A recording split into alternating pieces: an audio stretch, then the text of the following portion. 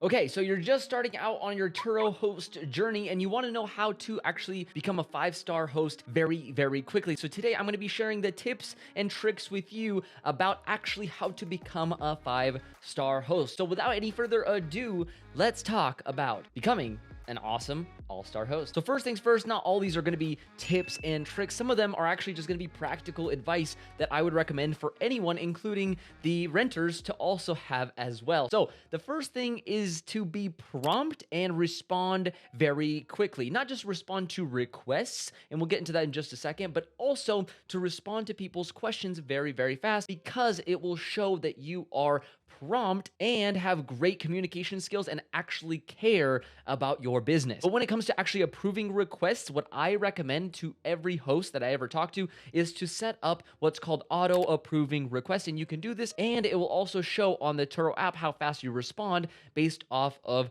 how fast you actually approve requests. So if you do instant approval, it will show that you respond to customers very, very quickly. And another thing that I would highly, highly recommend to absolutely everyone, including the renters, is to be prompt and on time to when you said you were going to be there. So I have had people that maybe show up a little bit later, but I don't mind because they communicate. So if you are going to be a little bit later than when you book, if you communicate that properly, that goes a long way at the time of when they actually are going to give you a review. So if you said, hey, I know you booked your appointment at 3, I'm going to be there at 3:05. I'm sorry for running a little bit late. Traffic was a little bit crazy. If you actually tell them exactly why you're running late and you do so in a caring manner, and you say something like, hey, I know that I was late by 5 minutes. If you want to hold onto the car for another 10, 20 minutes after your trip, as long as it makes sense for your plans, that way the renter actually feels cared for and not like they're getting ripped off and losing some time with the car. The next thing you need to know to be a good host is to be there when you want to show the car, especially for someone that has never ever been in that particular type of car before. And this is especially true to like EVs, or I would even say Teslas. All those things are fair to take into account if you want them to be respectful with your car. And an easy way to communicate this is just to ask them if they've been in that particular car before and if they'd like for you to be there during the drop off and pickup. Sometimes this can help a lot with just the trust factor between host and renter. The next thing is during the actual trip, make sure to be quick to respond, especially if they give you a call or send you a text message. And the unfortunate thing is, even if this happens in the middle of the night, you should have your phone turned on and be available in case, let's say, they need to charge, or if they have a question about the car, if it's not an EV. So being available, I would say, is one of the most important things as far as during the trip goes. Another thing is when they pick up the car, make sure to have the car be extra, extra clean. The cleaner that you have the car, the more likely they are to adhere to that same cleanliness when they return the car. I've seen this time and time again. Every single time I clean the car,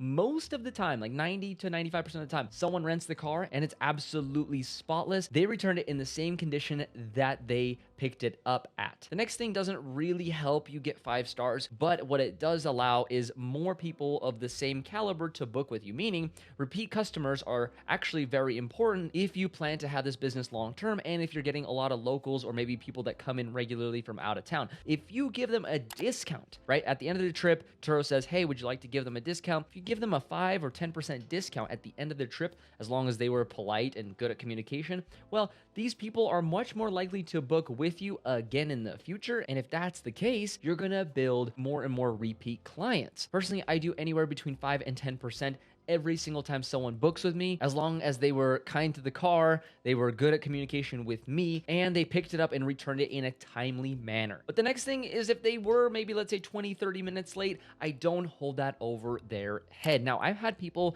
come as late as 3-4 hours later, and in those cases, Turo actually allows me to cancel the booking. And this can happen after an hour even. But the way I like to look at it is, rather than canceling the booking, just communicating with them, say, hey, I'm not going to cancel the booking, and being generous with your time and helping the renter by accommodating to their time schedule, even in those instances where maybe life hit them and they ran a little late, or in more rare instances where the plane maybe landed late. And instead of just canceling their trip, communicating that it's okay and reassuring them that the trip is still on is going to play a huge, huge part in those instances where they might be running late and you still want to get the 5 stars and still help them out without canceling the trip. Lastly, and this is actually probably the biggest tip that I could tell you, is that after each and every trip, make sure to rate them as fast as possible, because you are still at the top of their mind. And at the same time, as soon as you rate them, there's also a notification that pops up on their side of things that says, hey, this person has rated you,